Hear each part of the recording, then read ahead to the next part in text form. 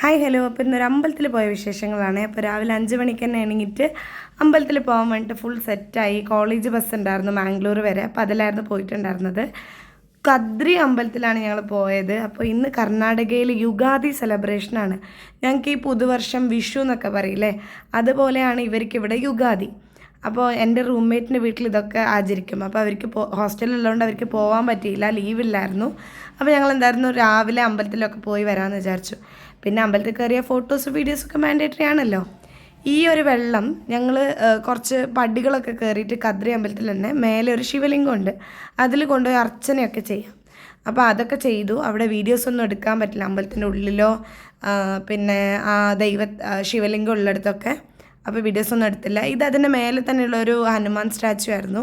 അപ്പോൾ അവിടെയും പോയി കുറച്ച് വീഡിയോസൊക്കെ എടുത്തു. പിന്നെ ബ്രേക്ക്ഫാസ്റ്റ് കഴിക്കാൻ വേണ്ടി ഞങ്ങളൊരു കുഞ്ഞു കടയിൽ കയറി. നമുക്ക് ആ ഒരു വൈബൊക്കെ വേണമായിരുന്നു. എന്നിട്ട് ഞങ്ങൾ ഓർഡർ ചെയ്തത് വടയും ഇഡ്ഡലിയായിരുന്നു. ഈ കമ്മൽ എൻ്റെ റൂംമേറ്റാണ് എനിക്ക് തന്നിട്ടുണ്ടായിരുന്നു. അപ്പോൾ ചോദിച്ചു എന്തായാലും അതന്നെ ഇടാന്ന്. അങ്ങനെ വടയൊക്കെ കഴിച്ചിട്ട് ഈ കാണുന്നതാണ് എൻ്റെ റൂംമേറ്റ് പ്രതീക്ഷ.